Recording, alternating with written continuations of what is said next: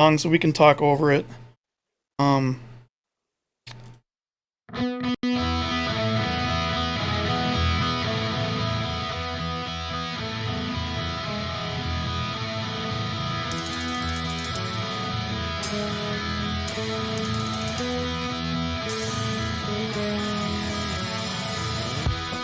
Don't seek perfection.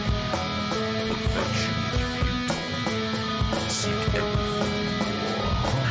Everything and more. Everything and more. Everything and more.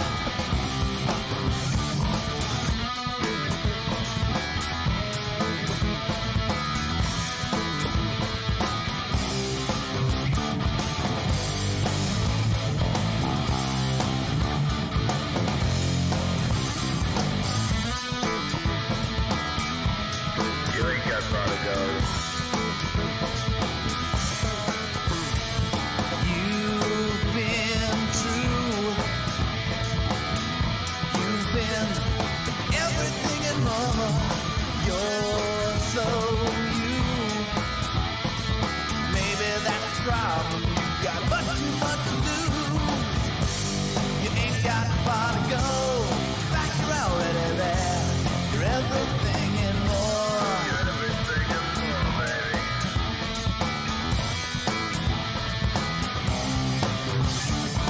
I'm not you. You still search for something more. The heart that's true. Maybe that's the problem. I've got nothing left to lose.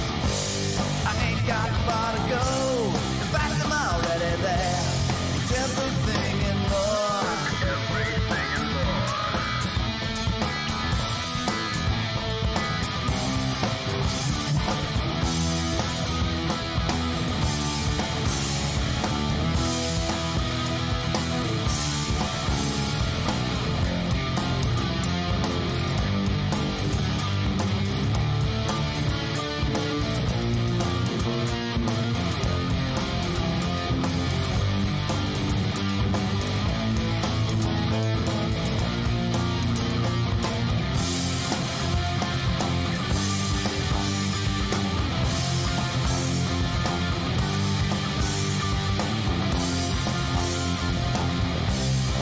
You wanted everything, but I wanted everything more.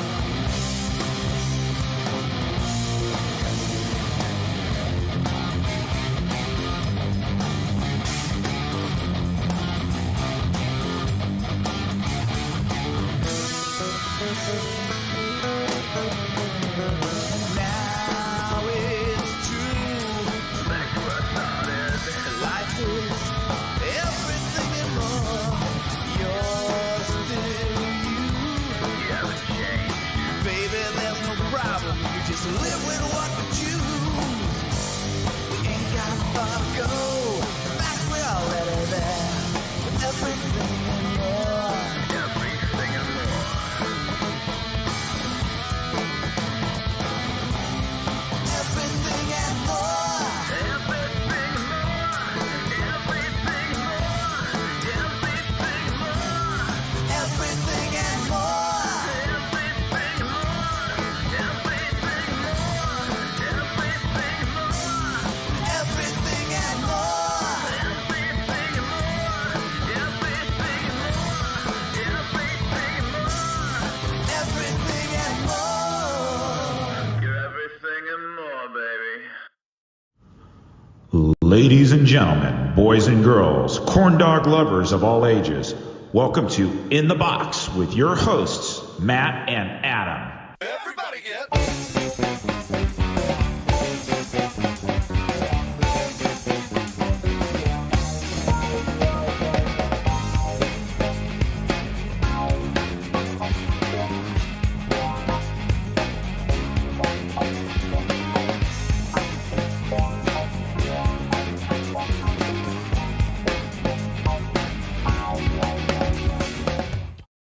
Yeah, I don't even know how to tell when we're live in this thing anymore. yeah. It's been a while since we've done this, so I don't know. But oh wait, I think we're live. there's me, and you're down there.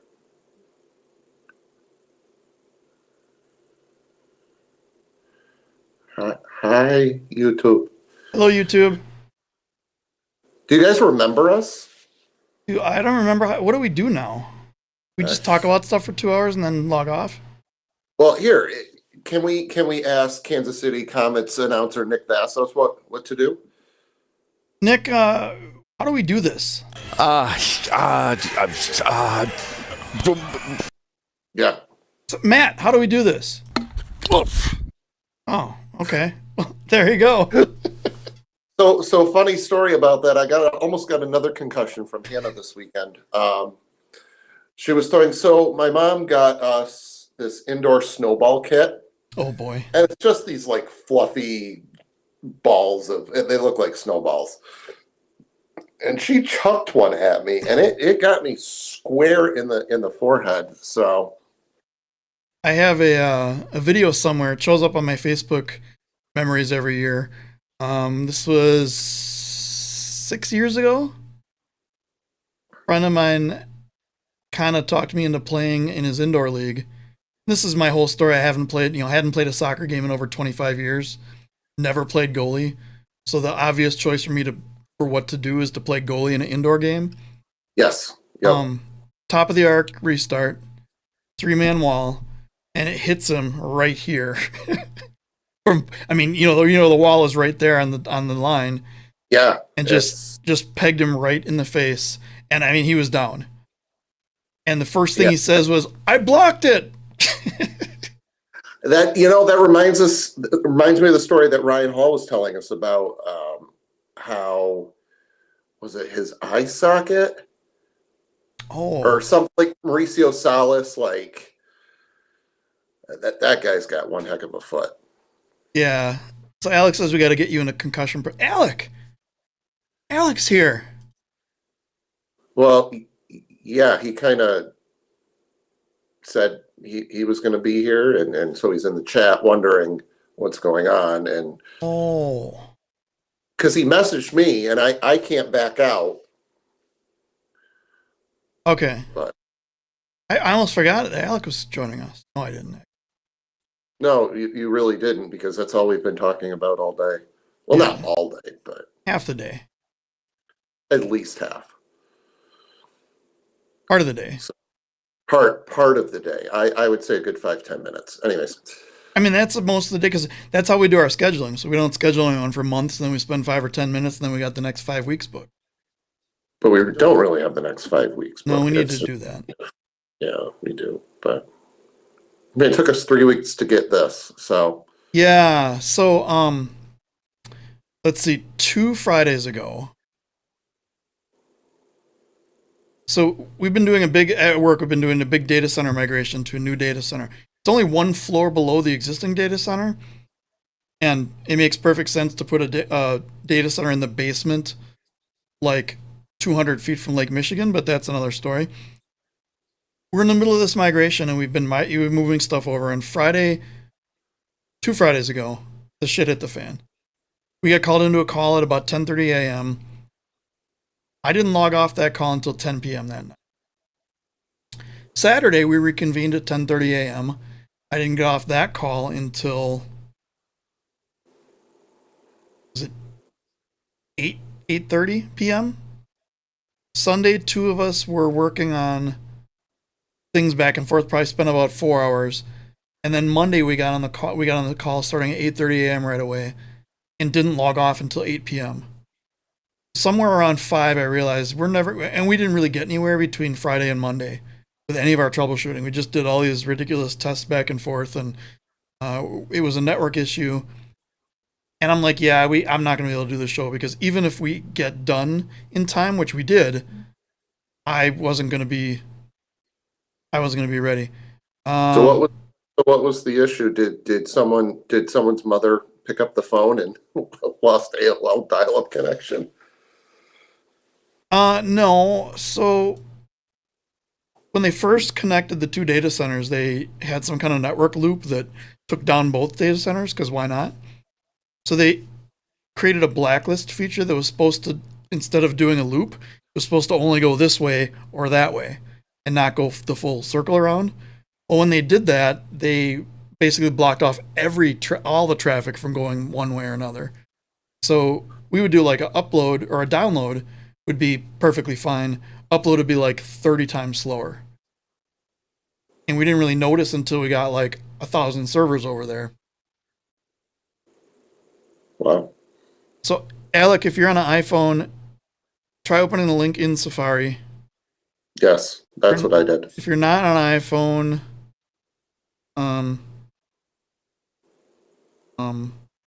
oh, hang on. I sent you the wrong link because I'm an idiot. See, we haven't done this in a few weeks, so I feel mean, feel like I don't know what I'm doing in almost every aspect of my life these days. yeah, at this point, it's just, I don't know.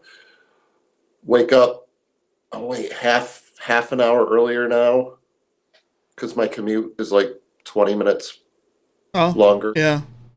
So Saturday we had this fun. Oh, wrong arm. So here's one side of my arm. What happens? Okay, never mind. I got burned to a crisp Ooh, on Saturday. yeah, it was pretty nice this weekend, and it was warm too. It was really warm. Hey there. Okay, hang on, Alec. Alec's here. Alec's almost here. Alec would be more here if the person running the video knew what he was doing. Well, yeah, let me get right on that. Matt, fix it. Ta-da! I'm here. Cool. You're here. Told Yay. you. Jeez, that's all I had to do. It's just You like needed to that. wave your fingers soon. So apologies, we haven't done this in a while, and we don't not necessarily know what we're doing in the first place. So Fair enough. That's how I am most of the time in life, so I get it. yeah. So all I had to do was change the name and the video link. I kept the blast stuff there for your benefit, Perfect. so you can see everything and hear everything. Okay. I can, yes. Nice. So, in case anyone doesn't know, Alec has been a member of the various MSL groups for a while now, and you run the. Is it Inside the Arena? Is the name of the channel? Yeah. I don't run that. That's it's a whole other thing. They do other topics. They do indoor football and basketball and hockey and stuff nowadays. So I'm just a small part of it, but I do have most of their YouTube videos up there. There's I think 1 or 2 videos that aren't me on their YouTube channel. Okay. Yeah, I was wondering if it was you and then you had somebody else do something, or if it was somebody else and you did theirs. But yeah, that's I've been watching your picks now for 3 seasons, I think. Oh, nice. 3? and I've been a part of them a couple of times and lost, but oh well. I enjoyed the expansion talk. Oh, good. It was much more detailed than I think we would have done. But I like the thought that was put yeah. into Well, it. I kind of started filming it, and I just kind of kept talking, and then I edited it and recognized I had like half an hour of footage there, and I was like, well, I'm not whittling this down. I'm just going to go with it now, and there you go. We've never done that on one of our shows before. Yeah, and I have my YouTube channel where I do music stuff, and I've had videos where because a lot of the times I'm playing around with something, because I'll get a video idea, I'm like, I got to record this right away. But I don't necessarily, and if anyone's watching that's watched the videos, don't listen to this part. I don't necessarily know what I'm doing right away when I first start, and then I kind of learn it as I go because I have an idea for like how would I do a distorted vocal, like in a blues rock song. How would I do that? And I get in there and I start recording. I start talking about it as if I know what I'm talking about, and then I take a pause and I go try it out. And I'm like, oh, well, that's not going to work. Can't do that. Can't do that. So I've taken like hour and 15, hour and a half videos down to like 15 minutes before. A lot of stuff cut out of there. Okay. Well, that's me with my picks. A lot of times I'll be going through it game by game. Then I'll get to a game that I think I know who's going to win. And then I'll see like an update on Facebook or whatever about a player, or I'll have like a realization in my mind. I'm like, hold on, I need to sit back now and take a few minutes to reanalyze this one. So I definitely understand much longer time being put into filming than the actual video turns out. Yeah. You could probably take one of our shows down to a 2.5 minute corn dog moment. That's what the corn dog moments are, right? Pretty much. Yeah, that's That's all it is. It's just a little morsel. Yeah.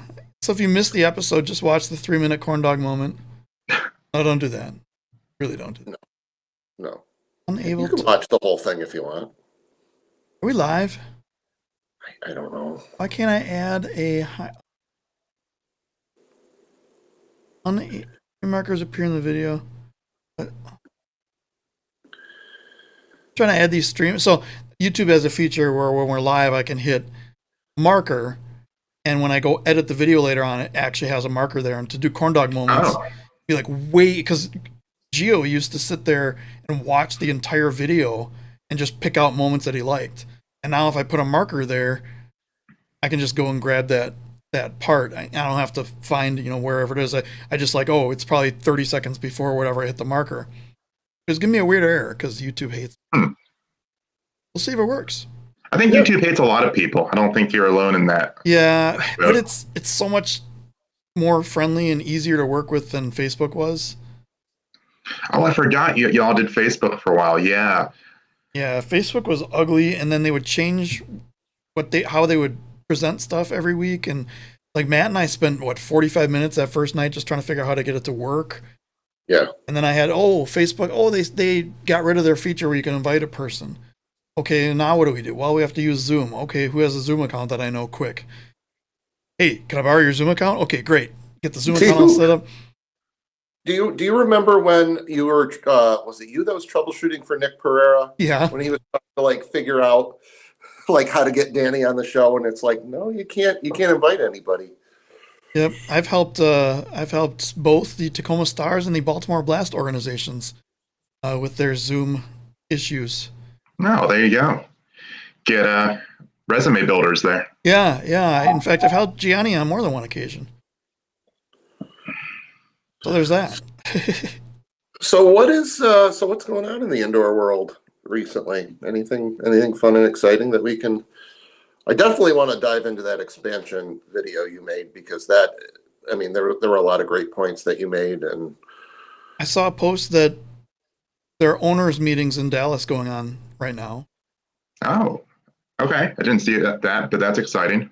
Maybe they'll announce the new commissioner soon. Hopefully. I heard a rumor on who it might be, but I don't know if I can release that rumor yet. I think we banned him from the group, so we could probably tell him. I've heard the rumor is Shep Messing will be the new commissioner.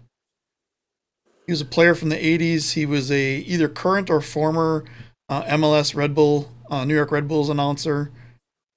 71 years old, probably very, very in touch with the social media climate and modern society game, or not. I don't know anything about him, so I can't really say. But that's the rumor I heard. I heard some crazy rumors that they were announced, or they're trying to offer the job to some high level people in various sports, and were basically laughed out of the room. Don't know if those are true or not. I hear a lot of things, and probably 2% of what I hear is true. Like Ed Hale creating his own league and leaving and playing in a 4-team league. And that. Got to bring that up. Never see that happening. No. No, that'll never happen. So, so we were going to originally do the year in review, and that's what I made the thumbnail for, but I don't know if we need to do that anymore.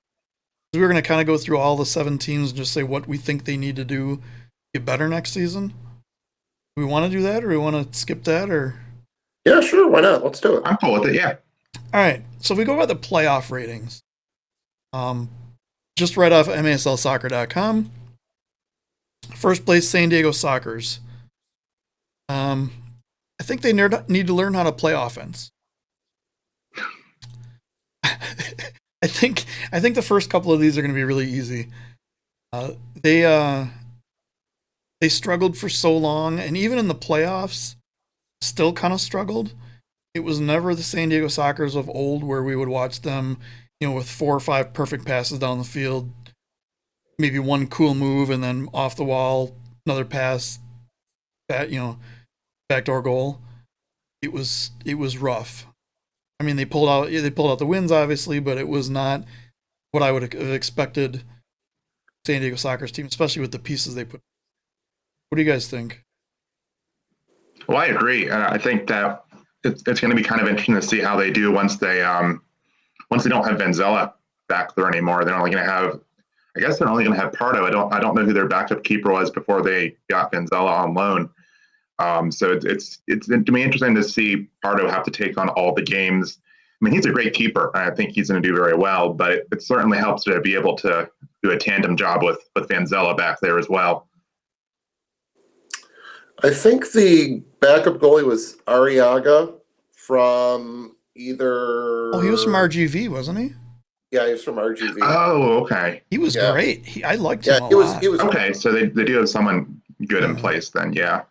Yeah, a lot of these teams, and it's going to be interesting. Lone players, if they stay, if they go. I think San Diego's going to be the victim of a lot of their players leaving. I think Vanzel's obviously going back to Baltimore. Ben Raymond is going to go back to Utica. Marcio's going back to Milwaukee. Yeah. He still has 1 year left on his contract. Mitchell Cardenas is probably going to go back to either Mesquite or Dallas. So it's going to be interesting what they do. Savoy Morgan. Yeah, Tavoy Morgan. He was huge. He was huge. He had what little offense they had. Yeah. He and Brandon were basically it. Gordy Gerson, wherever. Oh wait, he didn't really do much. Anyways, I think the key for San Diego is to clone William Vanzella and just have him play in San Diego. That's a valid. I mean, that's a valid strategy. Yeah, I mean, Simple. Yeah, the offensive woes, and I said this a few times during the playoffs. The magic number for any team is 4. I think if you were to score 4 goals against San Diego, you'd be okay. Unfortunately for Florida and Ontario, I mean, they really didn't have that capability. So Yeah, that was brutal. All right, so let's go on to Ontario. And I think almost the opposite needs to happen. They need more defense. Because I think when their offensive game kicks in, they have the best conditioning in the league by far, second to maybe Monterey. But they seem just unstoppable on offense. But if they can't defend the breakaway, and then if their goals aren't going in, they get stuck.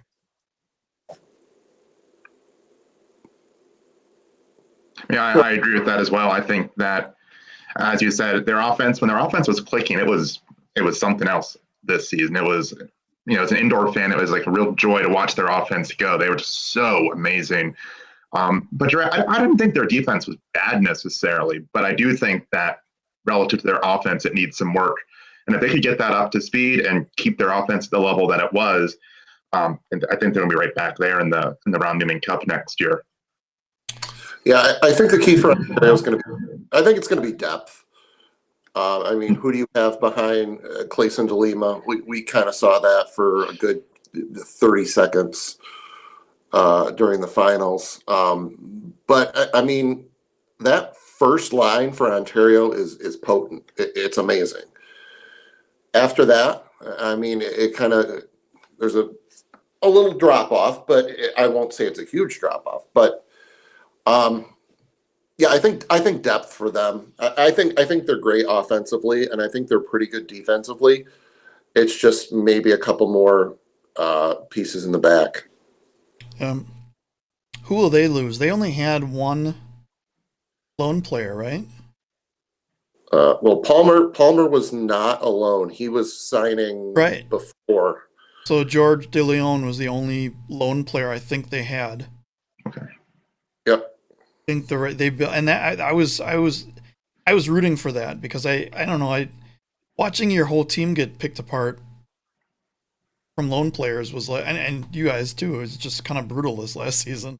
You root for the team that has your player on it, or you root for the team that you kind of really like to watch play. And it was tough for me in the playoffs watching that because there's so many guys that I thought deserved a better situation overall and just didn't really get it.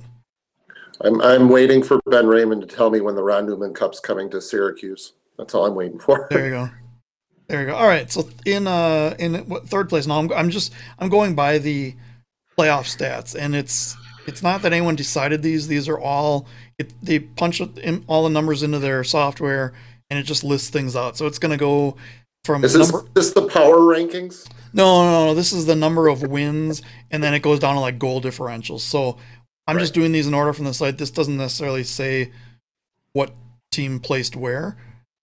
So third on the list is KC, and I think similar to Ontario, they need to find a way to not give up leads. That was I thought that was going to be the end of them in the beginning of the season. That there's no way this team is going to compete. They gave up three goal leads in the fourth quarter in 4 games or whatever it was, and it's like no, not a chance. But they solidified. However, they had a lot of lone players that really helped out. I think that they're in a really good spot goalkeeper wise. Coach with Leo, assistant coach with Stokic was a really great addition this last season, and their core players of the rookies and the other players that were in there, I think is really going to help them a lot. But I think they need some key pieces in the offseason to keep that momentum going. Yeah, I think that for me, one of the things that stood out to me about Kansas City this season was Gibson as coach. Because up until this season, I had been a little bit unsure of him as coach there. But considering what you were saying there, they have this first few games where they were blowing leads regularly, and they were giving up some bad goals as well. There was some ugly defensive play in there, but they cleaned it up really nicely as the season went on. I still think they could use some defenders in the back. But I give a lot of credit to Gibson for taking that team and getting them into really good shape by the end of the year. I mean, they were my team I picked to win the championship when I did my playoff prediction. So I was very high on them by the end of the year. And unfortunately, they ran into the they played against the Fury. They ran into the Fury in the playoffs, which it's not fun for anyone. But yeah, but they almost pulled it off. They did. It was real close. Yeah. Yeah, it was all 1-goal game, or both 1-goal game.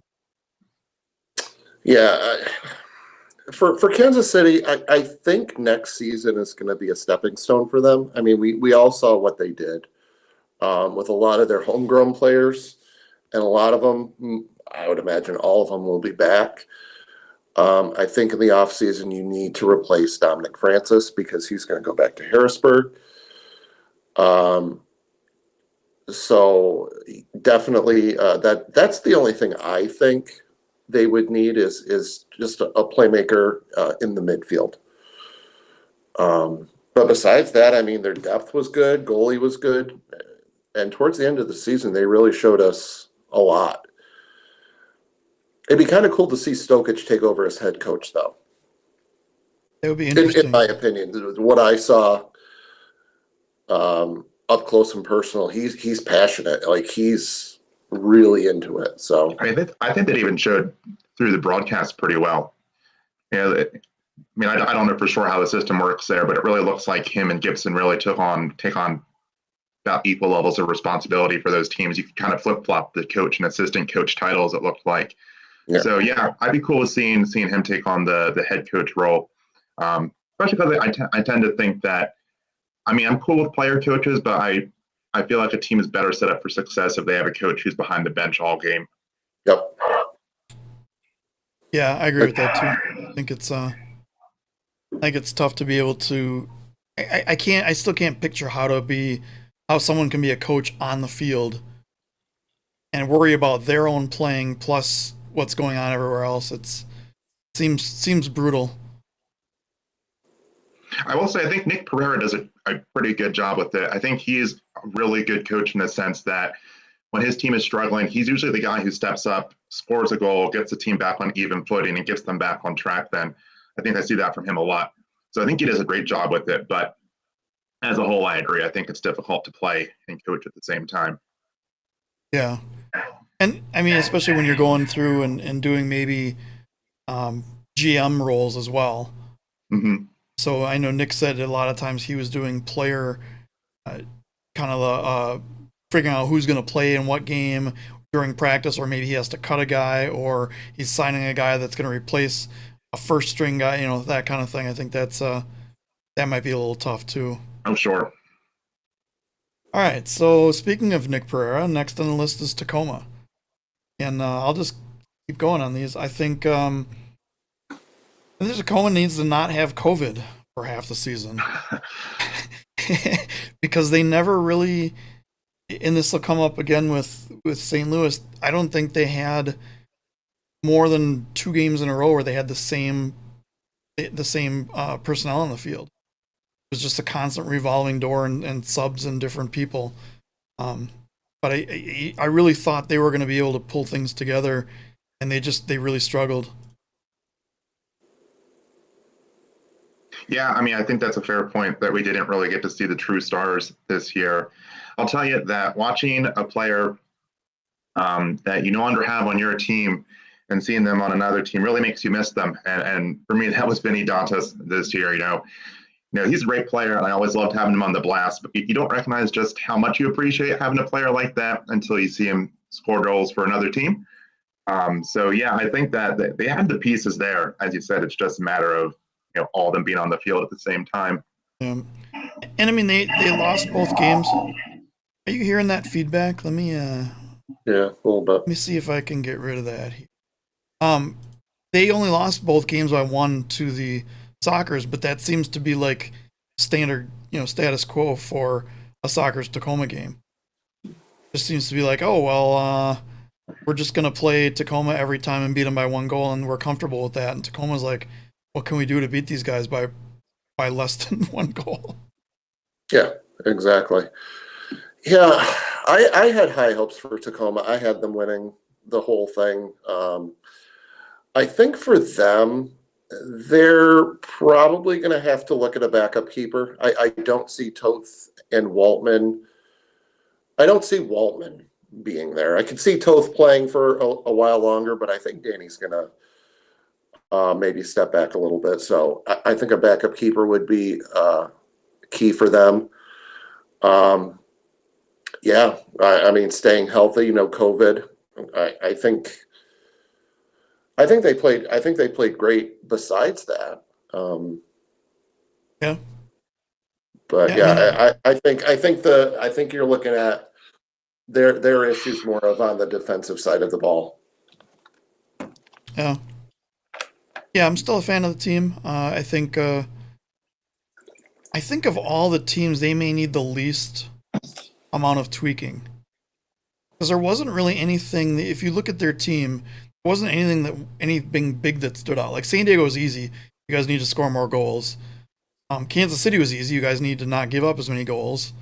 But you get to Tacoma and you're like, well, what did they really give up? I mean, they had solid defense, they had solid offense, they had solid goalkeeping. I mean, you could until Vanzello went to San Diego, they had the best goalkeeper tandem in the league. And I don't think there's a lot that they have to tweak, which is a good thing because those players tend to stay in that area. And with Dantas joining them, I think that's once the chemistry builds up there.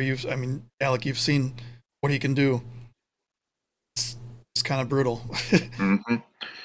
Now, what I will say about Tacoma, and maybe this is just kind of me, and maybe others don't quite feel this way, but I feel like the team has been in this spot for a few years now, where you say, like, the pieces are all there. This is going to be the season they really step up and start to compete, and it just hasn't happened for them yet, for one reason or another. I mean, they usually, get to the playoffs, have a good first round or a close first round, but they normally don't make it past that. Is that what you guys are seeing from them as well, or is that more just something I'm feeling?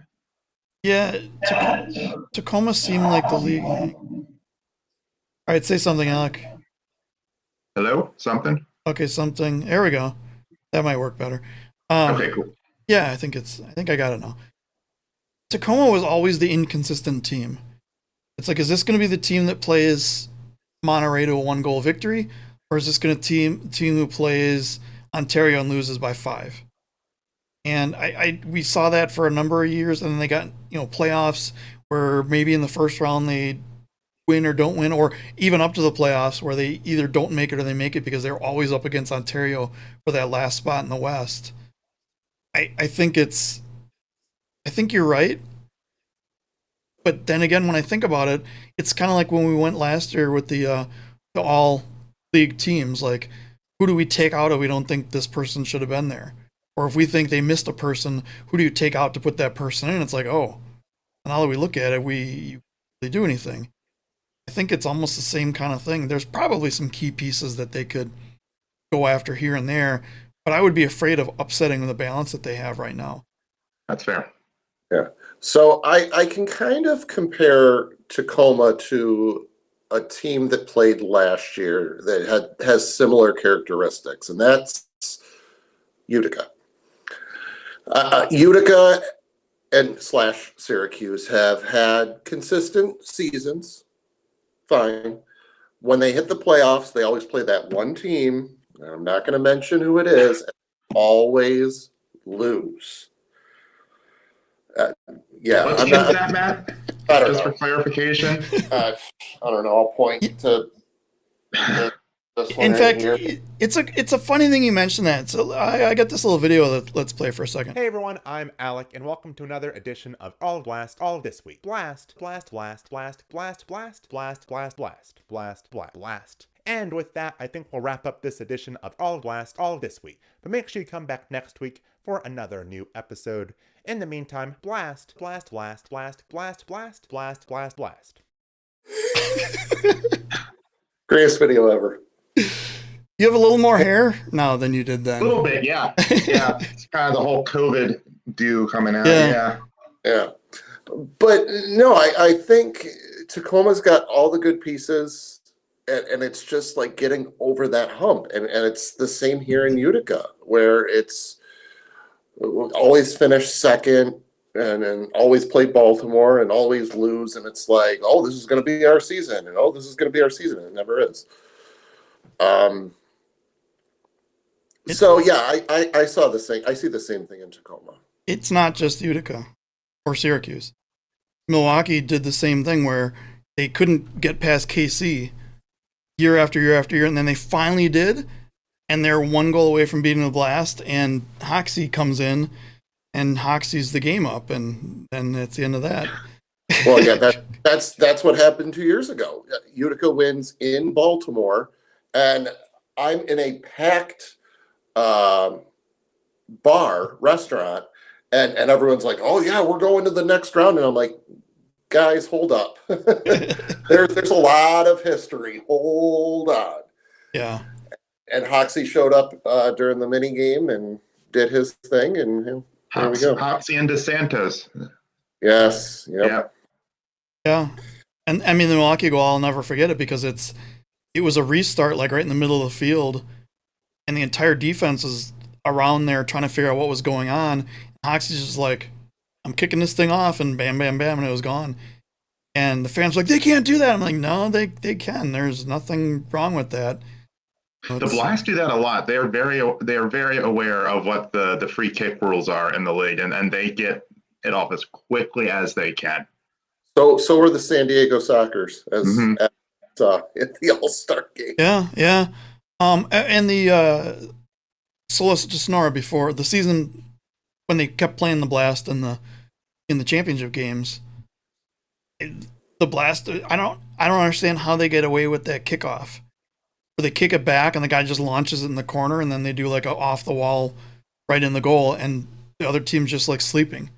Like, guys, they do this every kickoff. Pay attention because it's coming your way, and all of a sudden they want somebody to be, and they weren't necessarily a super fast team at that point, but they catch them with a perfectly timed pass, and 12 seconds in or whatever, or 2 seconds or whatever it is, bam, there's a ball in the goal. All right, so in third to last place in the MSLsoccer.com standings was Florida. I don't know if I can even answer what Florida needs to do for next season. Yeah, I think, Adam, we kind of know what you're going to say.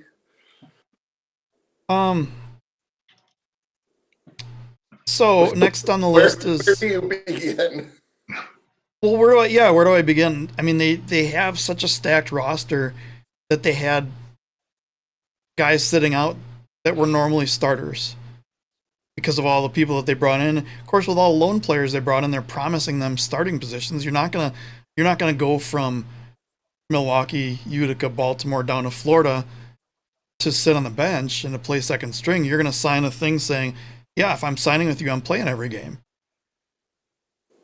Not, oh yeah, I'll go play and be on loan for you and just chill out on the beach. I mean, maybe chill out on the beach, but so I think if they can stick around again, just I guess keep doing what they're doing. I think they did run into the too many cooks problem that I thought they would do in the first place. They lost Drew Ruggles for a big part of the season, and I think he came back maybe not. I say 100% healthy, but no chemistry built up with essentially a new team. More corn dogs. Probably. I mean, that's something every team could use. That's true. Yeah.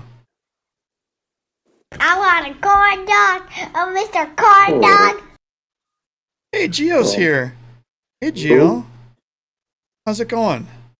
We have a question. Wait, who? Anyone have a question for Gio? Gio, there's someone sitting in your seat. I know it's not mirrored, so I don't know which way is what. I don't know what's going on at this point. There. Yeah. Just, Somewhere in the YouTube void. I mean, we could hire the the no. Ontario camera crew. you mean Florida? No, this was from Ontario. This is more Ontario style here. More Ontario style. Yeah. Got the corn dog cam. That's Florida. Oh, here we go.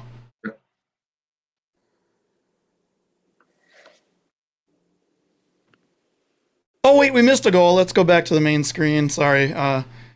Like we missed a goal there. Oh. So, What do we do? Welcome to Ontario International Airport. Welcome to Ontario International Airport. So when they found out the championship was going to be played there, I very quickly kind of considered maybe going out and trying to watch it. And despite all of those advertisements, I completely forgot that Ontario had an airport. So all my research was based around, finding flights into LAX. And then I encountered that. I was like, oh yeah, that was a commercial. I've heard of that before. I've heard of that 7 million times this last season. Well, so let me ask you a question. Do you own a flex hose? Remember that from 2 seasons ago? I don't remember Ontario advertising that, but I know what flex hose is. There's everybody else, I think. Florida still does. I think Oh. I think Al Borland still sells the flex hose during Florida Tropics games.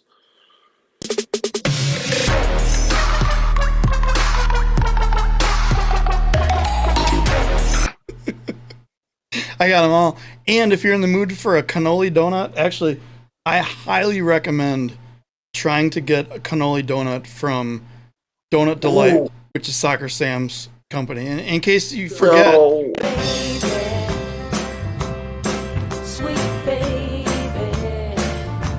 okay, I'm done. so fun fact, I may be out in Rochester this weekend. So Ooh. stay tuned. I seem to be missing some sounds on my board here. I don't know what happened. Because I added a bunch more. I would try and help you, but I don't know where the ball is.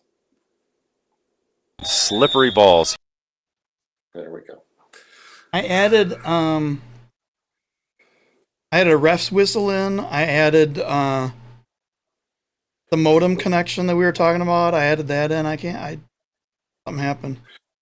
Yeah. Gio was in New York last week. Did you get a cannoli donut, Gio? Gio didn't tell me it was in New York. So, Yeah. yeah. So, Alec, what do you think? Oh. So, who are we talking about? Florida. Yeah. I'll ask you this. Percentage-wise, what percent of the players come back for Florida? Lone players. Lone player.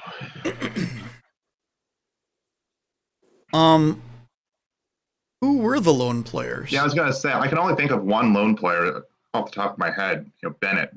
Ian, Nate Bordeaux's not coming back. Nate Bordeaux, Okay. Jake Schindler, Vic Morligway. Vic Moore. No, Zach Reggett wasn't. Is Kyle Williams a loner, or did they sign him? I thought they signed him.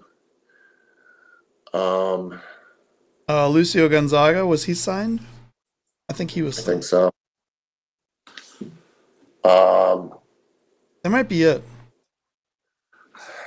Yeah. So I guess who stays? I mean, does I know what you're going to say, Adam, but does Ian Bennett stay in Florida?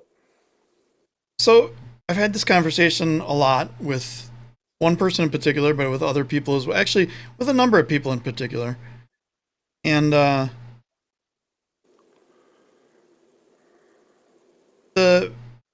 way the contracts work is if you're under a multi-year contract with a team and you went to play for a loan team, you were still under that contract. The interesting case would be like Alex Bradley, who had one season left on his contract with the Wave and went out on loan. So now he's a free agent. Now the Wave gets the first rights to make an offer, but he can talk to any team he wants now. Ian either has a lifetime contract or 2 years left on his contract, depending on who you ask and what the contract really reads. So the only way, according to the current MASL rules in place by a commissioner who doesn't have a job anymore, and by the owners who seem to want to make up their own rules as they go along. Sorry if I offended any owners there. Not really sorry. Both he and the Wave would have to agree to dissolve the contract. And I don't see that happening for both sides. So that's my thought on that.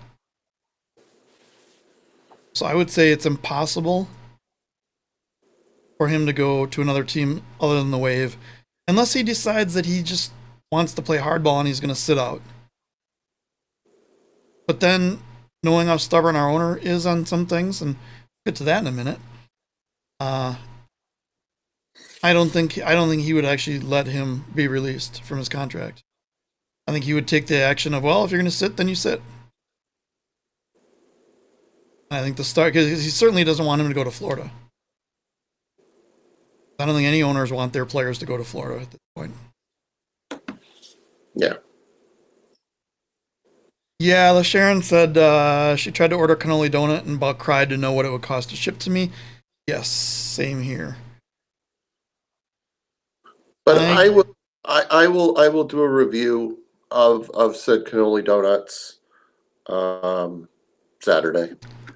They are the fluffiest, puffiest, lightest donut I've ever had, which you really need because the cannoli filling is just like super heavy. Because it's like ricotta and sugar and chocolate chips is kind of almost, there's more in there than that, but that's like 90% of what that is. Hey, Dante is here. Dante, we need cannoli donuts around the house. Around the country. Ship the donuts. Dante, I'll be in Rochester on Saturday. I have to say, I'm very disappointed. My sister just graduated high school and she's going off to college next year. And she came very close to going University of Rochester, which I thought was perfect for Lancers games and pizza and donuts and all of that. But she elected to not go there, which is clearly the wrong decision. Oh. But here we are with her going to another local school in Baltimore. Why would you make a choice on your life based on like careers and skills, and why wouldn't you choose pizza and donuts? People need priorities. That's what I'm trying to make the point about. It's like there's so many more important things that she just didn't really seem to think about during this decision process, but it's done now. Yeah, they put on the commercials for that pizza that one picture with the, oh my god, it's yeah, yeah. Thanks, Soccer Sam. You're making us hungry. How long does it take to deliver a pizza to Wisconsin? If it's not here in a half an hour, do I get a discount? Is that how that works, or that's something else? That's something else. It's not like the Noid. I miss that guy. Yeah, me too. I Well, used to have a Noid video game too. I know. well, he's back So in some of the new Domino's commercials. Oh, is he? Yeah, they're advertising like a new like self-driving delivery car that they've got. And they got the Noid out there trying to block it. That's awesome. it's I need to just, look those up because I guess I don't watch enough regular TV with commercials. yeah, I don't watch TV, so I really couldn't tell you the I watch very late. little live. It's all on the DVR, or if it's actually no, even F1 races I watch because I don't wake up at 4 in the morning to watch a race and the complete other side of the world from me. Because all of a sudden they want to just race at noon. They can't just bow down to the schedules of the U.S. Okay, Yeah, they can't go around Adam's time like In the Box does. right, exactly. Yeah, I run this thing and I run it. Well, I wouldn't say well. I click You run it. buttons and stuff happens. All right, so what are we saying for Florida, Alec? What do you think they need to? It's hard to say. I mean, as you said, when you have so many players like that, I don't know. I mean, I see what Adam's saying. It might be, a case of too many cooks in the kitchen, and maybe that's part of it. Maybe it's part of it being smart about what players you keep and which ones you don't. I don't know if there's potentially a coaching issue. I mean, from what I've seen from their play, it doesn't seem like that. So yeah, that's the only thing I can think of is just, being smarter about how you sign moving forward, which, has not been Florida's MO recently. So just trying to have a team that's just not so stacked that you can't get the most out of all of your players. But if you look Yeah. at the regular season, best record in the league, and Oh, they did get that because I know Ontario had that for a while, but Florida did squeak it out at the end. yeah, Florida got it, and then they had so much time off between their games and the playoffs and everything. Watching some of their fans say it was unfair that they had a first round bye in the playoffs is kind of funny. But then if you look at it, they had no momentum. Mm-hmm. Well, I mean, that's always the conversation in the NFL when, you have I guess only one team gets a bye with the new structure, but, you always kind of ask, is it an advantage to get that 1 week bye, or is it not really? And, it's kind of depends on the team. I know that, the Ravens had that first round bye a couple years ago and got, destroyed when they played the Titans. So I think there is something to be said that when you don't play for a while, you do lose some of that chemistry. You do lose some of that momentum. And plus the matchup didn't. Alec, your audio's not behaving. Oh, how so? Is it It's nothing you can fix, okay? but I'm playing with stuff behind the scenes. If you suddenly vanish from audio, then we'll have to fix that. But Okay. I think we're playing around with it. I think it's working. Maybe I will see. I'll keep Okay. futzing with it. So I have. This is crazy, but I'm just going to throw this out there. May 24th, 2021, at whatever time. I'm going to say Nate Bordeaux comes back to Utica. I'm going to say Joey Tavernisi comes back to Utica. Oh. And I'm going to say Vic Morligway comes to Utica. You can't just take all the players for your own. Well, Nate's coming back because he's got a soccer academy and he's got a soccer school and stuff like that. And on Facebook, I don't know if you've been paying attention to it, but Joey and Nate kind of have been going back and forth one more year. So I see Joey coming back to Utica.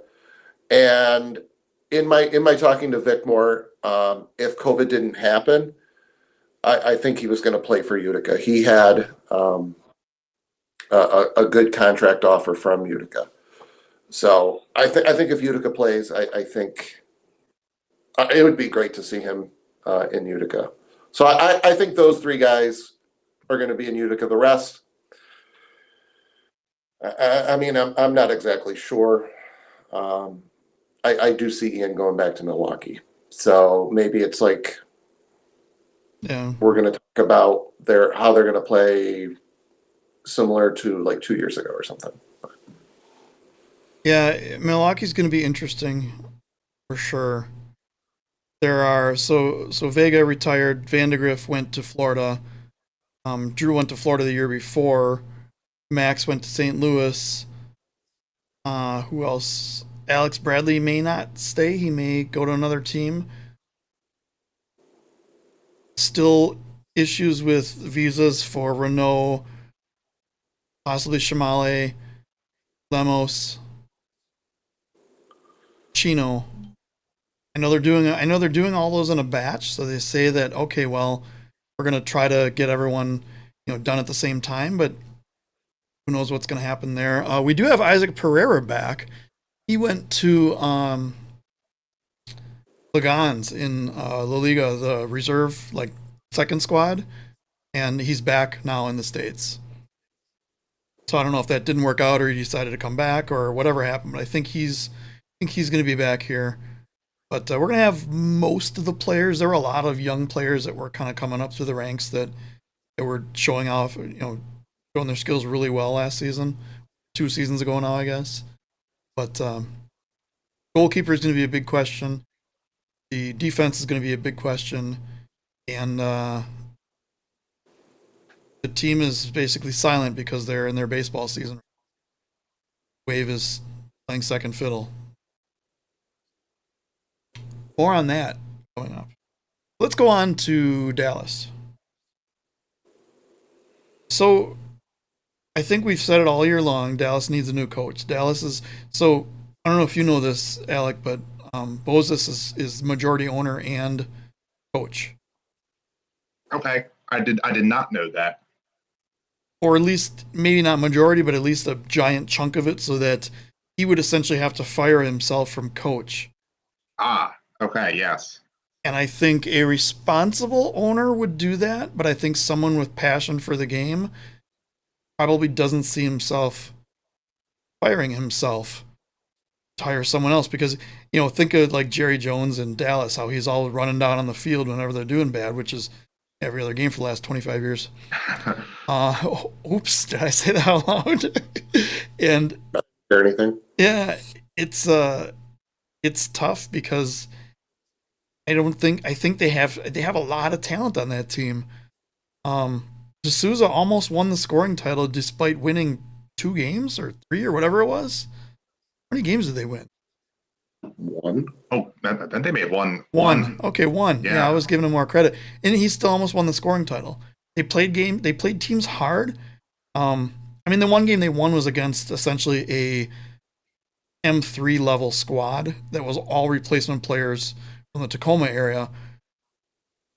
So I don't really, I really can't give that to them as their defining And moment. even that game, if I remember correctly, was pretty competitive. Like they didn't win it as easily as you would hope that they would. Right. Exactly. It was an overtime. Yep. Yeah, that's right. That's right. Yeah. This is a no-brainer, and I think if Simone Bozes saw his attendance numbers going down, I mean, any person would think, well, if attendance numbers going down and our record isn't good, how would I fix that? And people are saying, do you spend more money on players and try to sign everyone possible? No. Oh. No. Sorry, I thought I was onto something there. Yeah. So I think, and a lot of people have been saying this, and it's not just one person, it's multiple people that I've heard it from.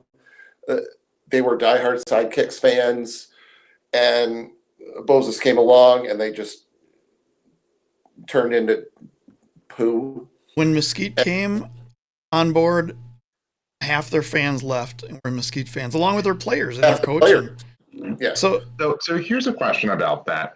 If the Sidekicks had different ownership and if they still had Tattoo as coach, would the Outlaws exist? interesting question. That's a very interesting question. I honestly would say no. That's I what I don't would think. think as well. I mean, I think part of it is that the ownership group saw an opportunity there to do what Dallas wasn't doing, Yeah. and they've had, they've at least been as successful as Dallas. It looks like.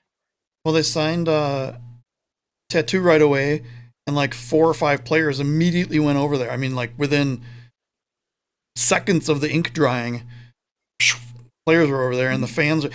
Now I know there was some of the staff that were working for both teams, Oh, scorekeepers and that's arena interesting. staff and things like that. So I don't know how that really works when you have that kind of division and that fighting. Maybe it's all for show and the owners are really good friends and everyone's friendly, but I don't see. Yeah, I don't think. I don't think. I think if Tattoo was coach of the Sidekicks, they would still have that mystique that they're an older soccer team, and I just think it's slightly watered down now. Now that you've got a team literally like half an hour away from you. Hmm. So no Mystique, but Mesquite. Right.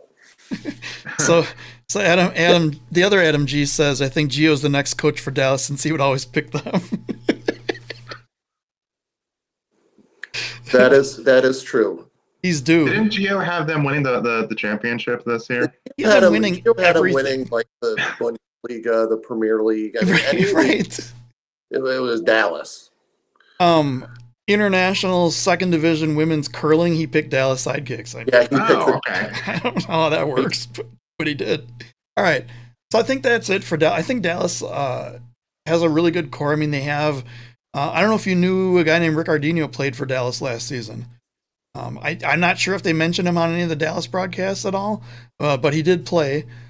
I know he was on the bench some. I don't know if that was because he was injured or because he's getting older and getting out of playing, but I thought he was a great player. Freddie Mugen, obviously great player. D'Souza, Lipe, and then probably half a dozen other guys who would be starters on almost any team. I'd like to see Dallas with a backup keeper. Gamboa's just had like 33 million shots at him in the last like 3 years. So So Juan, I think I love you. I think you're a great person. I think you need a different starting goalkeeper. I wouldn't even say backup goalkeeper. I think they need a different starting goalkeeper. I think they need to invest in someone. And have Gamboa as the a lot of teams will do this. He'll be the backup and the goalkeeper coach. You don't want to lose the knowledge that he has and the experience, but I think they need someone in there, and then solidify some defense so that they get someone in there who's not going to get annihilated in the first half season. So Gio said he's up for the job. He would be a beast, a Dallas baby. Okay. Gio's back on his pain pills again. Yeah, right. You're right. Gio's on the painkillers. Wait, where is it? Where is it? Oh, you know what you need? You need a sound thing of him saying, "I hate you guys." Until then, that's what I got. Go. So finally, we have St. Louis. So for those of you who don't know, St. Louis announced a new head coach, Greg Muhr, M-U-H-R. I don't know exactly how to spell that. There's only probably 2 ways, and I probably got it wrong. Not to be confused with Murr from the Impractical Jokers. Not to be confused from Murr from the Impractical Jokers and the Shiny Heiny Company. I went through this the St. Louis Post. There was like 105 comments on it, and nothing even remotely negative was there. Everything was congratulations, great coach, great person. He comes from the Chicago area, but he's been in St. Louis now for a couple of years. Very highly recommended by everyone who I've seen, including some bigger names in soccer. So I think that was a good decision. I don't think he's had indoor professional coaching experience, but I'm not sure that's as big of a deal. He was a big player in the 80s and 90s. Played for St. Louis for maybe 2.5 years under 2 different teams. Played in the 80s for a number of different teams. I think he'll be good. I don't know enough about him to be able to form an opinion, but after whatever happened there, and I still don't have not heard an actual reason on the parting of ways other than the pre-canned statements that were made by the 2 parties at hand. I think after that, after Everton leaving, there needed to be something positive, and it looks like this is. Yeah, I mean, that's what I was going to say about St. Louis. Like Tacoma, they had a number of pandemic issues this year, so I don't think they ever reached their full potential. I know. I think I said in the group, like I've really come to like St. Louis over the past few years. I think it's been really neat to see this team really grow, especially on the field. Because the first few years they were in the league, they were bad. It was easily rolled over, but they've really been kind of coming into their own recently, and I've enjoyed watching that. I think Everton was a big part of the reason that they did it. So we'll see if this new coach can keep it going. From the comments, it sounds like it's a good choice, but we'll have to wait and see. Yeah, I mean they had some bigger names in there before that just work out. Granted, they didn't. I've heard rumors that they didn't have budget, they didn't have anyone really driving them. But once you meet Shelley in person, you can't help to be a St. Louis fan.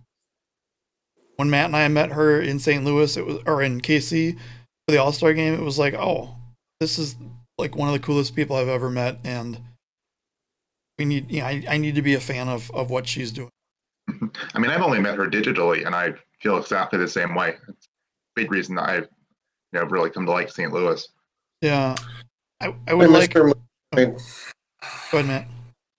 No, I miss her moonshine. That's all. I didn't get any last month. So the one thing I will say, and I heard this from someone who was talking about going to play there, maybe as a lone player, and the person said that they need more discipline, and not in a stop screwing around in the locker room type discipline, but winning mentality. I mean, I think Shelley's great for the community and great for fans, where she's like, we're all family here. But I think there's cases where that family may need to be put aside for a more professional atmosphere to get the. I've heard there's locker room issues, and I've heard rumors we hear that people just love coming to us with all these crazy rumors and things. They like San Diego going to Turlock, and which actually was talked about on the owner's call more than once. It was going to happen last season, but they ended up just doing everything on the road. But I think they need to have more of a get work done attitude rather than everyone's family. We're all friends here. I think there needs to be someone to be able to step in that role and say, I'm picking this up, we're going to work.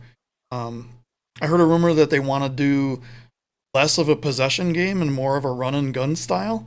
And my comment to that was, so they're going to lose all their energy by the third quarter instead of the fourth from now on, because that's if you're not conditioned for that. Even Ontario backs off a lot and plays possession, and they're the best conditioned team in the league. So we'll have to see. Yeah, I think for St. Louis, when I look at them, like Max Ferdinand stands out to me as a player that could play that style pretty well. But beyond that, I don't see any really good candidates for a style like that. So I agree. I'm not sure that'd be the best move for them. Howard Miller. Howard Miller. Okay. Yeah. Howard Miller looks like you can put him on the field all by himself, and he would be competitive through almost all 4 quarters against a full team of opponents. Yeah.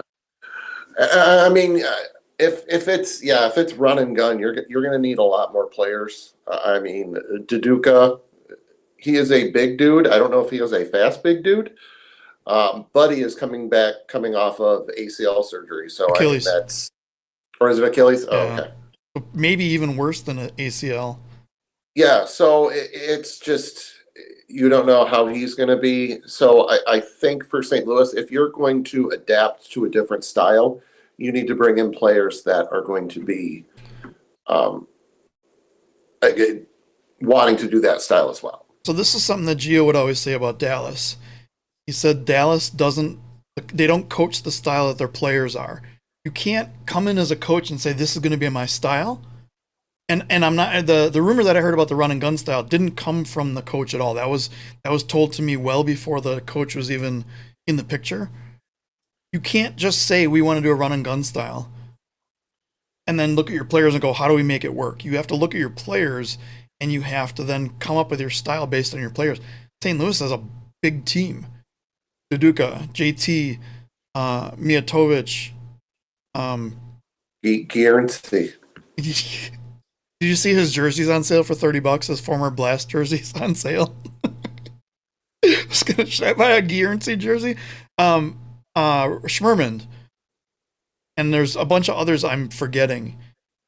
But like Max, Howard Miller, a couple others would work in that super fast style, but they're really built for a big defensive team. It'd be like saying, let's take the Blast of 2 years ago and make them a run and gun style on a full size field. Well, they would be dead within the first half. I mean, but they play the possession game so well that it would be stupid to try any other style with them. I've always said that. I've always said the Blast has a really, really easy game plan, but they do it so well, it's so impossible to break. Like they're not doing anything special. They're double teaming the guy who has the ball, backing into a shell for defense, and jumping on opportunities for breakaways. Take a rocket surgeon to figure that out. Or is it a brain scientist? Brain scientist. I'm So not doing this. I may have a story for you later. In that mood. So I think that's it for the 7 teams. So if we're doing a year in review, I kind of wanted to get your opinions on best game of the year.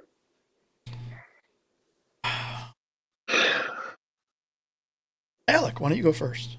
Oh, geez. I'll go first because I asked the question. I've been thinking about it. Yeah. I'm gonna say Ontario, Kansas City, game 2.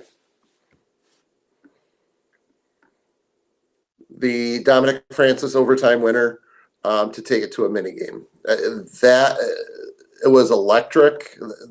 For not having a lot of fans, it equated to like 4,000, 5,000 fans in an arena. Mm-hmm. It was just that much energy, and the play was just amazing. So it back and forth, and Kansas City needing that overtime goal and getting it. Yeah. So that's mine. It's rough for me because my mind and my body kind of equate indoor soccer to cold weather, and now it's 85 degrees and I'm completely sunburned to a crisp.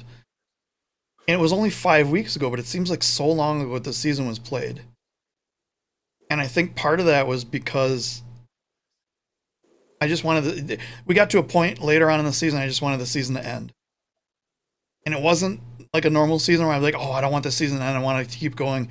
This season I just wanted to end. Like, let's get all these weird things going on and the weird things that are said and goofy camera angles and the slippery balls. Let's just put all that stuff behind us and move on and go back. And I'm not one of these like, we need to be normal, we got to do it. But kind of like in indoor soccer, we need to go back to more normal. And I bought some time by babbling so I can think about it. I'm going to say the Ontario San Diego 6-5 overtime win was mine.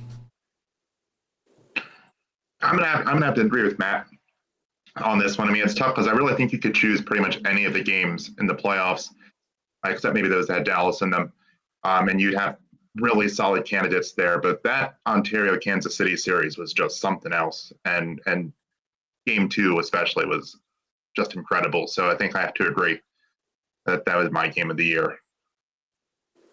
Yeah, Gio probably would have said Dallas versus Ontario. What was it, game 2 where they came close to winning? Or was it game 1?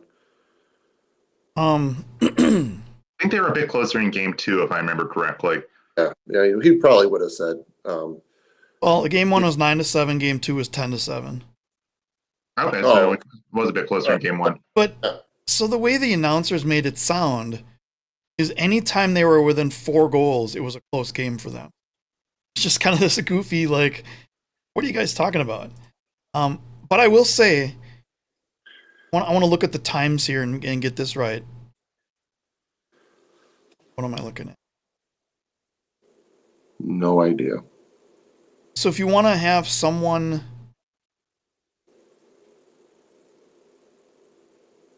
if you want to give someone like a minute of indoor soccer saying this is why this is the most exciting sport there is, give them essentially the last minute of the mini game, San Diego, Ontario. Yep. After the child's goal was scored at 14:04. So essentially after that goal was scored, because that, when Clayson like almost broke himself in half and scared everyone who was watching him half to death, that was not good to watch. And that was like, I've had 2 neck surgeries and I just cringed in ways that I shouldn't. And his neck moved in ways that it shouldn't. And I heard he's fine. Concussion and that, neck sprain and things like that. But I heard he's fine. After that goal was given up, I think that the most exciting, like, say, 55 seconds of soccer I've ever seen. Kind of equal to the last couple minutes in the Milwaukee-Baltimore, in Milwaukee, where they almost, like, the last couple seconds bend it in off. Is that where we hit the crossbar? Yeah. Yeah. But, I mean, Ontario had 3, 4, maybe even 5 scoring chances in the last, like, 15 seconds alone. Because the ball was just like a pinball, bouncing all over the place. Head ball missed, this missed, that missed, yeah. Yep. Oh, I Sharon I says Clayson's fine, so that's good. That's good to hear. We need more. The league needs more Clayson, absolutely, for 100% for sure. So what other questions on the season that I've forgotten about already do you have?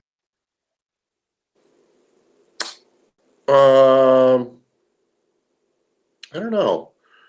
It's tough to do like a breakout player, but I mean, So let me ask you a question here. Now that Ian Bennett won the MVP, do the rules behind, and let's completely ignore why people got MVPs in the past. Do the rules behind what an MVP means need to change? Assuming that if they were to change, it would be announced well before the season started. Everyone would know what the criteria was, that sort of thing. Or do you think we're okay with what is going on? you already know what I'm going to say. I do. You want to give the MVP to a goalkeeper? I want to give an MVP to a player that if they're taken off the field, their team is drastically, I won't say drastically worse, but I'll say worse off without him. And Now, would you say that team has to make the playoffs for them to be eligible? Here's the thing. So I mentioned this a few episodes ago. Andre Dawson played for the Chicago Cubs, and he had an awful season. One of the worst seasons ever for them or whatever, but he ended up winning most valuable player. I don't know how, but it might have been a statistically driven award. That being said, I don't. That's tough. That's really tough. So what if, to Alec, actually Alec, to your point, and to Matt, your point, let's say Dallas scored 43 goals or 44 goals last season.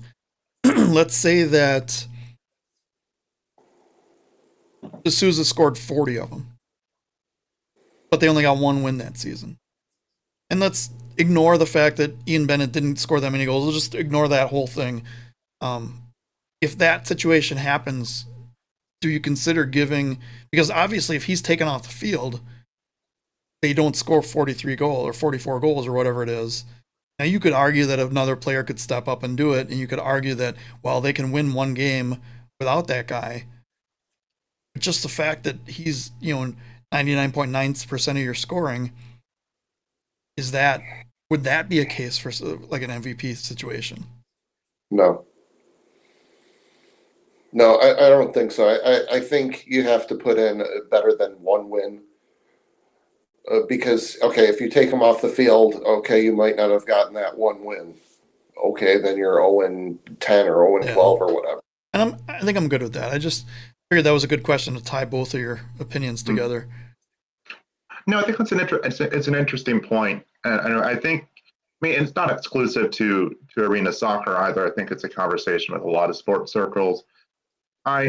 I tend to think you have to have a team that's performing somewhat well for a player to be considered MVP. I'm not sure if you're necessarily to make the playoffs, but I think the team needs to be at least somewhat in contention. What was that, Matt? They have to have at least a respectable record, maybe like around 500, a little below 500. Definitely not one in whatever. Yeah, Gio says a goalkeeper deserves the MVP as long as their name is not Matt. Well, sorry, Matt Perella. Gio says you aren't going to ever win the. Oh, wow, that's rough. I'm gonna make an announcement. I think I'm going to retire from goalkeeping at this time. I've hurt my lower back to the point where I can barely move. So, yeah. Maybe I need a good plastic bat to the back or something. Yeah, there you go. The other side, yeah.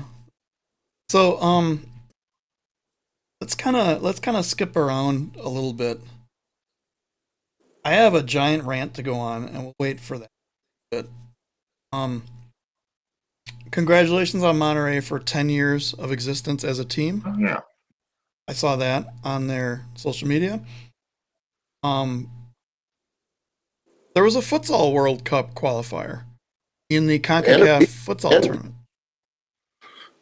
And beach. I didn't watch any of the beach. I watched a lot of the futsal. I'm more apt to watch things that wave players are on. And maybe it's time to lead into my rant here. I am very, very, very disappointed in the league, in the Milwaukee Wave, and the Florida Tropics for the complete lack of coverage of the players that are playing in a U.S. and Canada men's national team in futsal. Now, I get that there's, bad vibes between the indoor game and the futsal game, and yeah, you guys need to just get over yourselves in that. But really disappointing that the Wave had 3 players on the Team Canada, had 1 on Team US. Now, Vega did get a shout out from the Wave once. MASL said nothing. The U.S. team qualified for the World Cup for the first time since 2008, I think. And no mention of anything, no congrats, no nothing, no 10-second post. I talked to someone who is a marketing person for one of the teams in the league. I will not name names. Absolutely will not name it. And his quote was, "No other league would allow their teams to be silent." And then he said, and this is a really interesting sentence, "No other team in any professional league would want to be silent." So it's almost like there's this weird anti-social media. And if we're talking about bringing in a 71-year-old guy, granted, I'm halfway there myself, or more. Much more. Sorry, I'm old. I think you need to have a better tie-in to the environment that is today, which is everything's social media driven. And that brings me to, I said, I bet the Wave have had less posts in an entire year than, say, Dallas had in a month. So I went through the Wave's social media, just on Facebook. This is all Facebook, because I know there's other things that they're probably negligent on as well. In 2021, from January 1st, and I did this on May 11th because I did it right before our last show that we didn't have. They had 24 posts. From 2020 May 11th to The end of 2020, they had 31 posts for 55 total. 50, so basically one post a week for an entire 12-month period. From April 11th to May 11th of 2021, Dallas had 68 posts. San Diego had over 100. So yes, Dallas in 1 month had more social media interaction with their fans than the Wave did in a year. There you go, Gino. And the question, well, there's nothing to post. There's no news. Why should we post it when we don't have news? Well, your star goalkeeper, championship goalkeeper, had a baby last fall. However many players had birthdays, I have no idea. All of them in the last year? We could probably safe to say that every player in the last 12 months had a birthday. No happy birthday posts. Nothing about the finals, nothing about the Futsal World Cup, nothing about anything. And it's pissing me off to the point where I need to just vent. And I won't bring this up anymore. I'm going to vent once and that'll be it. In the same time that Dallas had 68 posts from April 11th to May 11th, the Wave had 4. But so did UCFC, who used to be really, really good with social media. I don't know if COVID, that person got laid off and they aren't doing anything anymore, or See, I don't know, because a lot of those people work also with the Utica Comments, and I think the Utica Comments are back. So, I mean, that does surprise me. And I was about to hop on and say, Utica also had a player from the U.S. on that futsal team, Alan Carventura Jr. Played for Utica a couple years ago. But and then Florida had Zach Raggett, and I mean Ian Bennett was their player for a year, and they posted all about him when he was on the team, and now he plays for U.S. team or national team, Canadian national team. Sorry, Ian, I did not say that. And now there was one particular goal that happened in this Futsal World Cup that I want to play a clip of because it was just kind of mind blowing. And this is Zach Raggett going complete beast mode. So let's take a look.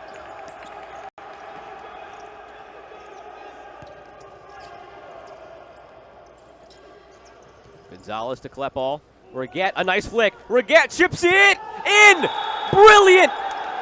Zach Raget chips it to himself, chips the keeper, level again. 2-2, courtesy of number 2 for the Americans.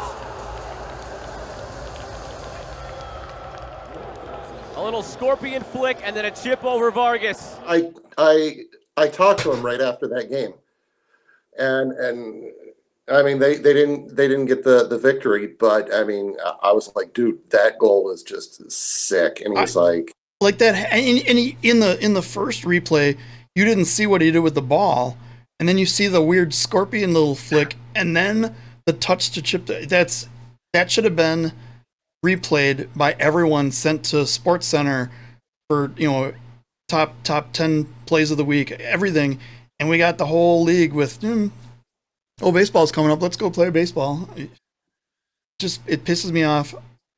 I'm not gonna bring it. I'm not gonna say I'm not gonna bring it up again. I'm gonna keep bringing it up because it's such an easy thing to do. There's a group that I'm in on Facebook called Kansas City History Hot Winter Nights, and they have this day in history for every single day.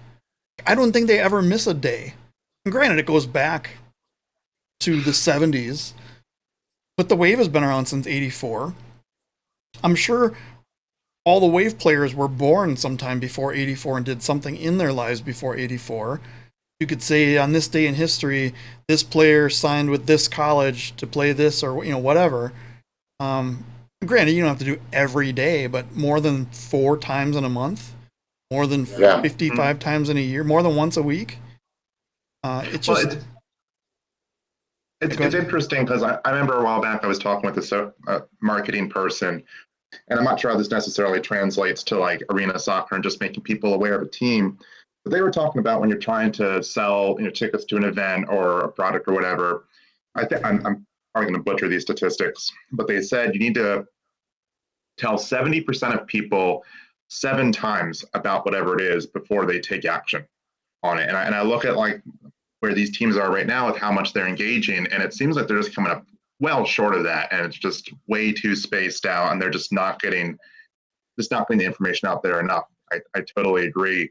And I agree. I think focusing on the players, highlighting things about them that you don't necessarily think of, just like weird off the wall facts, like, did you know about so and so or whatever, like I think, and I really hope I'm not getting this mixed up, but I think Mike Diesel on the Blast, when he wasn't playing, he was like a full-time firefighter or something, and I really felt like they should have brought attention to that, because that's pretty cool. Right? Yeah. But yeah, I think the league and the teams really struggle with that sort of thing. Yeah, I think they don't want to bring something like that up because they don't want it to be public knowledge that most of their players also have full-time jobs, or some of them. That's fair. Which is fair, but it's like, give the players, here, you own the Facebook account for the team for a week. Go post goofy shit. Like when the Wave did a little bit of this when they won the cup, where each player was posting pictures of the cup, and Ian had this goofy, I'm taking the cup to the park, and I'm taking, I'm taking it to work out, and just anything. Let you own the Twitter channel for an hour, or for a night, or announce, a show like this, like some of the teams have been doing. Just something. There needs to be something there. And I think there's too many owners who go, well, back in the 80s, we didn't have to do any of this stuff, and blah, blah, blah, blah, blah. And they just think like there's this magical heyday that's going to show up one of these days. And I hate to break it to you guys, it's not going to happen if there's no work done. Now, to kind of provide a counterpoint to all of that, I will say that look at Dallas and look at Milwaukee. Which team is doing better with attendance? I agree with that. And granted, I mean, it's results on the field are going to, well, depending on what market you're in, results on the field are going to kind of add up to that. But if you look at Florida, rumor had it 2 seasons ago, Florida's entire season of ticket revenue was less than Milwaukee made in a couple single games. Oof. Right. Yeah. I mean, I'm not surprised, but. And I don't want to blame. A lot of people blame Milwaukee's owner because he also owns the Milkman baseball team. Fine. The owner doesn't need to be the guy posting. In fact, the owner shouldn't be the guy posting. You should have a marketing strategy. Gio said, social media marketing strategy, content planning, and you can plan out and pre-stage these posts weeks, months at a time. It's not like somebody has to have an 8-hour-a-day job for social media. Maybe up front they do. Maybe for the first month they're working 40-hour weeks, getting everything staged, but then over time that can drop off and that responsibility can give other people. And I think and I think you need to get people who know what they're doing when it comes to graphic design. Because some teams have a really nice social media posts that look very professional, look exactly like what you would expect from a professional sports franchise. And there are some other franchises that I won't name, but it looks like someone took a couple minutes with Microsoft Paint and threw something together and took a screenshot and threw it on Facebook. And it's remarkable how inconsistent that is across the league. Yeah. There needs to, and it comes to that comment before, and I'll read it again. No other league would allow their teams to be this silent, but on the flip side, no other team in a professional league would want to be this silent. And it's you can say, well, the league doesn't have any standards and this and that, but as a team, do you blame the league or you try to market yourself? Mm-hmm. And I've seen this post come up, or this kind of comments come up over the last years, and people are like, the Blast used to run a full page ad in the Baltimore Sun. No, that's not what we mean. We need this stuff online because that's where everyone is right now. Nobody is buying the newspaper to look for Baltimore Blast stuff, isn't already knowing about the Blast, and either is a fan who already goes to every game or remembers the heyday, and for whatever reason, maybe they live out of the state or whatever, doesn't go to the game. Or Louis Melcher. Yeah, right, yeah. Too busy counting catalogs to people to go to a Blast game. Well, I was thinking of actually that Gene guy who lives down in Florida. He's a Blast fan, a diehard Blast fan who just complains about everything. And then, I'm not paying for this and I'm not paying for that. And I'm like, okay, well, whatever. So anyway, that's my soapbox rant for the. To Alex's point, and I kind of want to see if it works. So you haven't done something that you normally do during the thing. So maybe you should show people how to subscribe 7 times, and then see if. So yeah, so this is the first time. So you go and So if you click the button that looks like that in YouTube, and then you can subscribe, and then there's also a little bell, which I don't have a picture of, but it may sound like this. And if it doesn't, it may sound like this. Or if you don't have if you can't get the sound in your head quite, try this. It's weird when I hit the subscribe button for In the Box. I actually got Nick Vassos.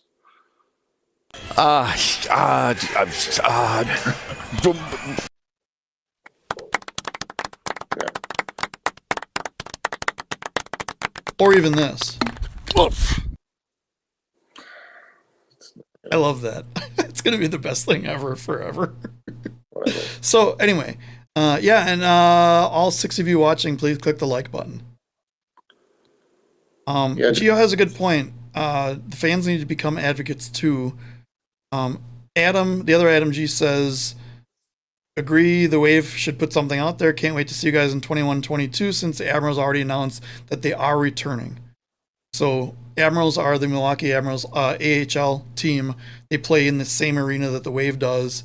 And the previous announcement was no events with fans until fall of 2021. And Wisconsin's been one of the better states as far as vaccinations go. I think we're opening up almost everything like June 10th or 12th or 2nd or 13th or one of those random numbers. Fun fact, I went to work without a mask today for the first time in 1.5 years. I never wear a mask to work. Oh wait, I work in my basement by myself. So I work for a very, very conservative financial company. Not politically conservative, just the real word conservative. And they have announced a 5-phase plan to move people back to the office. Now, granted, we had a really flexible workforce anyway. I was working from home 3 to 4 days a week before all this started. The phase 2 plan is going to be about 150 people in each location, and then adding on people once a month on a completely 100% opt-in volunteer basis. And they said phase 2 is going to start early June. It's going to go for at least 4 to 6 months. Rumor has it, our team is either in phase 5 or just completely remote forever for the rest of our lives because of how well we've been able to handle things. And since COVID, we hired a guy 95 miles away, and we hired a guy from San Diego. And we already have a guy from Virginia on our team. So it's like, I don't think you can get those in the conference room at the same time more than once a year. So that's fun. That's my new. Oh, Adam, G also works at our company. Adam, do you know what phase you're in for this whole mess? Still around? While he's answering that, I want to bring up. So Gio asked a while ago if we've been following M2, and I'm ashamed to say I haven't been. I've tried to watch a couple of games, and my just snobbishness and overall elitism won't let me watch a game that looks like that. So I just can't. Plus, I don't never remember when they are. I know Cleveland just beat Chicago 9-8, and I think they play Wichita in Wichita for the playoffs. Yeah, he said Cleveland is killing it. What do you guys? Cleveland's clinched their playoff spot now. I think there's one playoff spot left.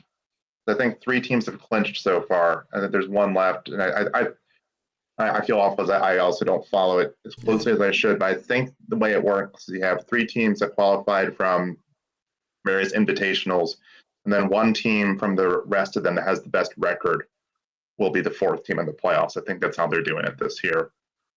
I think as an In The Box group, we need to do a better job of following the M2 and talking about it more. And I will take it upon myself to figure out how to do that and when to do that. We as well. What do you guys think about players? So the rule is, I think M2 roster can have up to 5 MASL players on it. And of course, the first 2 big signings are Tayu brothers go to Wichita, and then we saw Mijatovic went to the Mustangs. I've heard some comments from some people who are like, well, that's ridiculous because that rule is in place for up and coming MASL players to get more time or to fill like emergency injury gaps. And people who happen to be in the same city need to come in on an emergency basis, that kind of thing.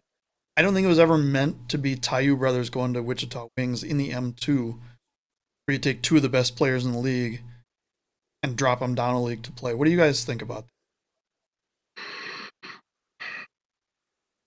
that? I think there should have been some sort of roster freeze because Wichita also signed James Togba. I think that was the first signing. And then, the Tayu brothers, and I'm trying to think of others. Oh, Antonio Manfoot was supposed to be playing for the Cleveland Crunch, but he tore his ACL. That's what I was trying to remember, yeah. Yeah, best wishes to Antonio. I saw that post today. I hope you heal up fast and you're ready to play soon. I'm going to give him like 2 months just because I know Antonio Manfoot. So he's, I call him the honey badger because he doesn't care. He just goes out and 110% every single game. There was a game where he got knocked down in Syracuse and got up and did push-ups. Yeah, I remember that. Yeah. Like, who the hell is this guy? Yeah. I'm trying to think of other players that went to like M2 teams. Did Omaha get anybody? I don't think they did. I haven't seen. But anyways, no. I think No. I think that there should be a rule like if you've played in the MASL for maybe like 3 years plus. No. Yeah, Gio said it should be rookie players only. I'm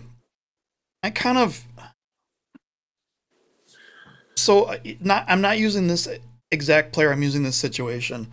When Corey Adamson went down to coach and play with Orlando last season, 2 seasons ago, whatever.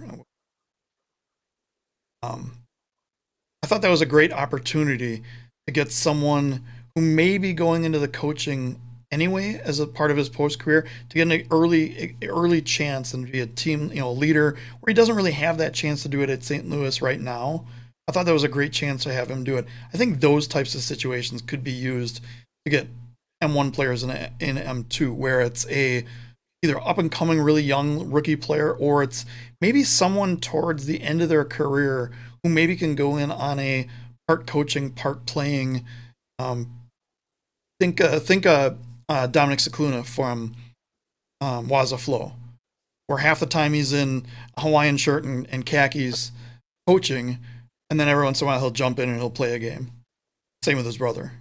I think that kind of situation might work well. But I think as much as I like Frank and Uzi, especially meeting Uzi in person, I don't think that's what that rule was meant for. And I get people are trying to push the advantage, and that's what sports is all about. But I'd really like to see that not. If we want to do it like a summer league or a separate MSL tournament league or something like that, I think that'd be cool.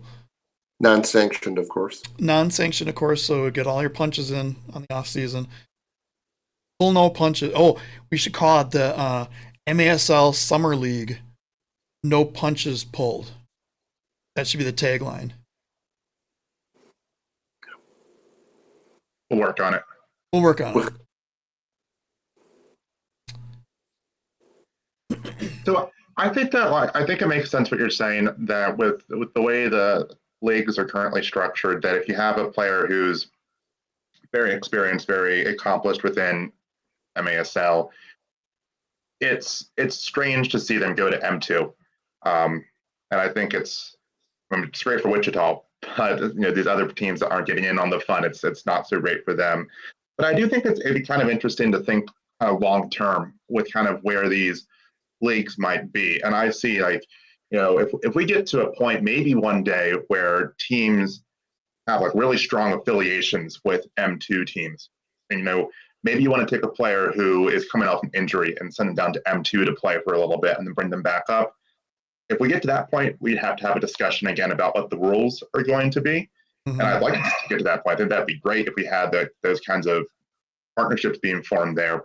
But since we're not at that point yet, I think it makes sense to, I don't know exactly how I'd phrase it, but I agree. I think it should be mostly rookie players. Or as you were saying, if you have a player who's kind of moving into a part-time coaching role, maybe allow them down there. Yeah, Gio just said basically what you said, where play on like the reserve side. So you have Ontario Fury in the MSL, Ontario Fury 2 in M2. That would be a decent way to do it. It would be interesting to have like an off. I think this is just because of the COVID year where M2 is in the summer. But it would be interesting to have an off-season choice for some of these players to be able to do things where, because what it's going to happen is then a lot of them are going to go to the USL. And the USL teams are almost making them choose, like, if you're going to play outdoor, great. If you're going to play indoor, great, but you can't do both. Or the guys who then take off. We've seen that before, and I'll bring it up again. Canardo Forbes is a perfect example. Yep. Playing Pittsburgh, and with Syracuse/Utica. Well, Syracuse never played for Utica, but. And the other way, Tony Wall's not going to Pittsburgh, back to Pittsburgh, and choosing to stay indoor. Yeah, there should be a way to do both. Matt Lewis from KC was a great defender for their team, and he left 2 weeks before the season ended because he had to report to Detroit. It's like, really, the leagues couldn't figure out a way to get this guy, like, we're in the playoffs, and I maybe report 2 weeks late. Is 2 weeks really going to make or break an entire season? And like from what I've seen in those situations, it feels like the MASL side is always the side that loses, and that it's never the other way around. Right. Oh yeah. Because MASL is seen as indoor soccer growing up as a kid, and for my daughter, was the thing you did during the winter when you couldn't do anything else. Mm-hmm. Even that was getting replaced by futsal. Because futsal, it's so much faster. There's more focus on the foot skills, and there were teams that never even played games in the off season. They would just work on a hard floor, working on their foot skills, and then go back to playing outdoor in the spring. Yeah, it's kind of a shame. Let me see if I have any other notes that I go on. Oh, so remember we talked that maybe in May there would be more news from the league?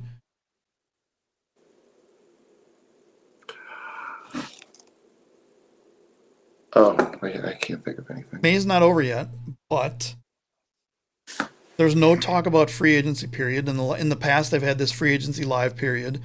I look back on the last 2 times it really happened. It was either June 1st or May 15th. Well, we're coming up to June 1st, which is next week. It could go later. There's definitely a possibility for it to happen. No word on a commissioner other than the rumor that I had before.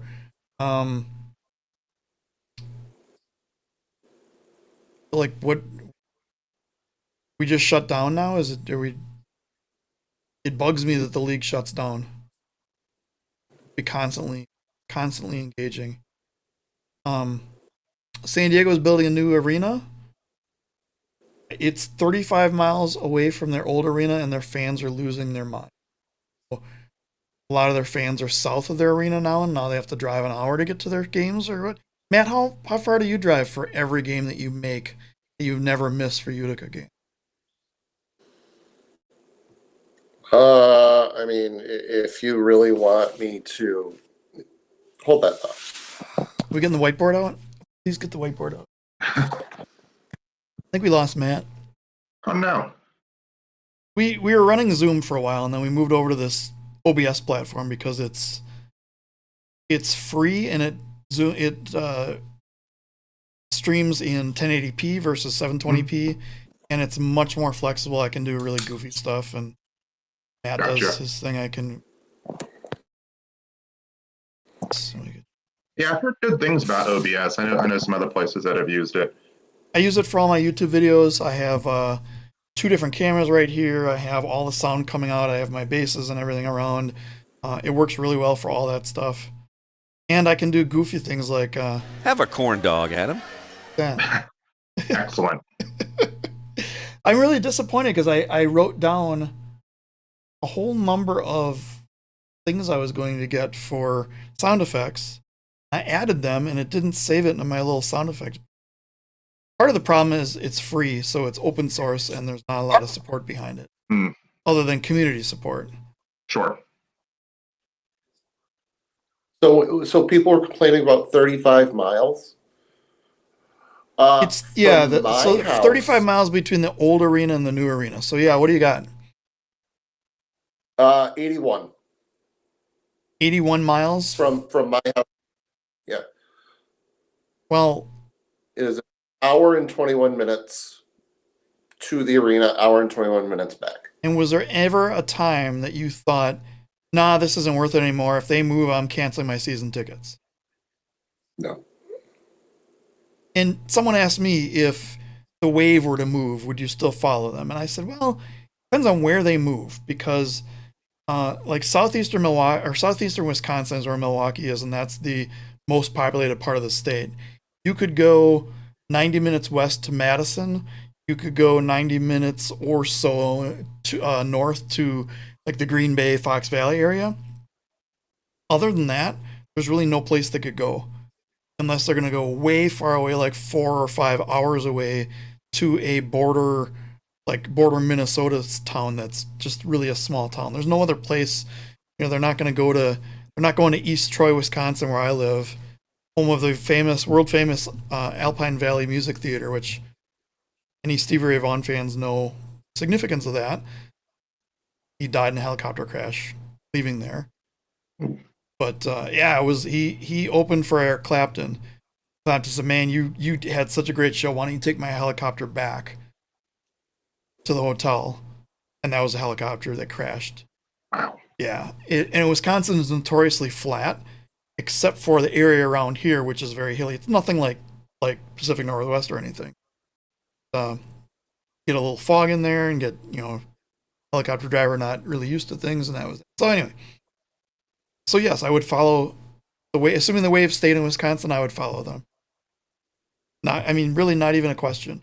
We would have to plan better for games. We can't just drive downtown for. I used to live 15 minutes from downtown. Now I'm like 35, but it's still not a big deal for me. Yeah, for me, like when the Blast moved, for me it was easier because they were closer to where I live, and for that matter, I'm currently attending the school of where they play, so it's real easy for me now. I think the complaint that I understand the most about the Blast, there's not really a good public transportation option to get there, and that's partly on the location, partly because Baltimore just has a really crappy public transportation system to begin with. But that's something I'd be curious about with the new San Diego location, is how accessible is it through, buses or light rail or whatever they have in San Diego. Yeah, I don't know. I know it's going to Oceanside, so San Diego. I've seen San Diego fans complain that, well, are they going to rename them the Oceanside Sockers or pick a new team name? And it's like, well, like if you're in the Chicago area, Chicago's considered a 50-mile radius as a reasonable commute. If you're in the LA area, I had a friend who was in the LA area. They consider like almost 90 miles as a reasonable commute to work every day, 5 days a week, which blows my mind. But it's obviously different. But in that area, you should expect longer drives and farther things. But my commute to work every day is longer than the 35 miles that San Diego Sockers fans are complaining about. So my guess is, the Pechanga Arena or whatever it was here. Oceanside is here. My guess is people lived from down here, and it was already a drive for them to go to this, and now they have to drive even further. It's the league. The league needs more things, and I hate to even admit this, Alec. Maybe I'll mute myself or cut myself here. Wait, I have my swear filter beep. the league needs more things like the Baltimore Towson relationship and teams like San Diego building their own arena that is soccer minded first. Now, I've heard rumors that they aren't going to have a full 200-foot long field, which makes no sense at all to me. But we'll see if those rumors are true. Again, it could be the same as, Tom Brady being MASL commissioner next. Did not hear that rumor. But who knows what's going to happen there. I would assume it would be a state-of-the-art facility regardless of how big it is. But, yeah, LaSharon says she goes 31 miles for Fury games and 97 miles for soccer. The move to Oceanside saves her 35 miles. Transportation sucks. They would take the rail to the and a bus to there, unless you drive. Uber, I imagine, would be way too expensive. Probably, yeah. Yeah, I mean, the cool thing about the Milwaukee area is that everything's 20 minutes away. It's a city with 1 million people in it, but you can get to any area from any area. We moved. Oh, must be nice. And we moved further out, so I'm 35 minutes with no traffic if I have to go downtown. But my commute right now is about 16 seconds. My bed to my office. Must be nice. I think the other thing that, for San Diego to, the team as a whole, kind of have to keep in mind is that, sure, there might be some fans that are further south, the current arena, that maybe they're not as willing to come all the way north to the new one. But there's also going to be plenty of fans further north who are now going to be more willing to come to the games. And if you look at their attendance graph, it did this. Whoa, look, Landon Donovan. And obviously this last season we can't say what happened. Sure. Because they had no home games, but they were dropping, even if a few hundred, they were not drawing very well. They were averaging like 2,500 fans a game, and you can't base your entire decision as a team on 2,500 fans, because I feel like you should be able to go almost anywhere and draw 2,500 fans to this sport. And if you're not, you're not doing your research on where you're going. Yeah, it was interesting. I mean, being a part of a move from Syracuse to Utica, I had a lot of Silver Knights season ticket holders say, I'm not going to Utica. Like, it's an extra half an hour drive. So I think, based off of experience, I think the Sockers are going to see a nice mix of new fans and old fans. Probably not the same crowd that Utica brings in, but I think you're going to have those old time Sockers fans going, oh, I'm not going to go to the new arena. I wish it was still at Pechanga Arena and this, that, and the other thing. So it'll be interesting to see. Yeah, I mean, it's great to see the deep end at the game, but how many people are really in the deep end? 50? That corn dog takes up like 4. Right. So including the corn dog, what, he got 50 in the deep end, and I think that's being generous. Yeah. It's a great fan group, and I think the whole sport, every team needs a fan group like that, and the team needs to support their fan group and promote their fan groups. But if you can't base your move of your team when you may never be able to play in your arena again off of 50 people. LaSharon says they're relocating to a military city, which should bring in new fans. So yeah, I'm excited to see what they do. Maybe it's another field we can make fun of. So you guys don't feel all left out all by yourselves. Yeah. The other thing with San Diego specifically, I would kind of wonder if this might give them a little bit of space away from some competition they have there now. But just in the past few years, there's been a lot of arena sports coming to San Diego. They got a National Lacrosse League team. They got, I think it's AHL. They got a hockey team there. They have indoor football team there now. So it seems like Pechanga Arena is filling up with sports teams very quickly now. And even though the Sockers have been there the longest, I'm not sure if they're always the ones held in the highest regard by the arena, which is something Arena Soccer's encountered elsewhere. But I don't know for sure. I could be wrong about that, but that's just kind of the sense I would get from it. When the article came out, one of the first articles that came out announcing the move, the person from the arena of Pachanga Arena said something like, well, we have how many ever tenants in the thing, 17 or whatever, and San Diego has 13 dates a year. We're really not going to miss them if they leave. I remember reading that now. Yes. So perhaps my thoughts that the arena didn't care so much, those are realized. Yes. And it's always tough being you're not your primary tenant in an arena, because if something happens and they want to turn the arena into a COVID vaccination site, well, you're going to lose out every time on that. And I think I don't want to get off on a super big tangent here, but I don't think we're seeing the end of things like COVID. I think we're going to learn a lot from all the mistakes we made, and next time there may be different reactions done where, we can have thousands of people come into an arena and get vaccinated versus school gyms and things like that. Or Matt's Walgreens that doing like 85 shots a day, whereas the place that we went to is a renovated school gym and they were doing 1,000 a day. Whereas you can do an arena, you can do 10,000 a day, whatever the things may be. But yeah, it's going to be interesting to see what happens with that, where they come into. I also was thinking of this when I was in my 20s. We went to Wave games every once in a while, but it wasn't that we chose to go to Wave games. It's like, hey, what do you guys want to do tonight? I don't know what's playing at the arena. Oh, roller derby. Nah, screw that. Oh, country music concert. No, we're not going to that. Oh, it's a Admirals game. Yeah, let's go to that. Oh, it's a Wave game. Yeah, let's go to that. We didn't, and it was because I wasn't a fan of the sport yet. Now obviously we're season ticket holders. We plan our entire schedules around Wave games. But back in the casual fan era, it didn't matter what was at the arena. If it would have been lacrosse, arena football, hockey, or soccer, we would have picked it based on the availability of us in that night of what we would have gone to see. I think that's where a lot of the casual fans are, because you'll see a lot of crossover. I see people like my cousins all the time will ask, hey, does anyone have any ticket deals for Wave or Admirals for 2 weeks from now?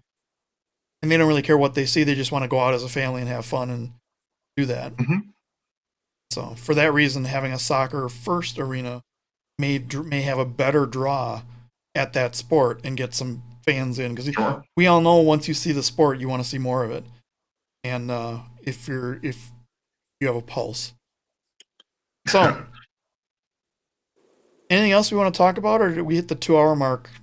Oh yeah, we hit the 2 hour. We hit the 2 hour mark. Yes. Yeah. So I think Alec, if you want to come back, I definitely want to talk expansion.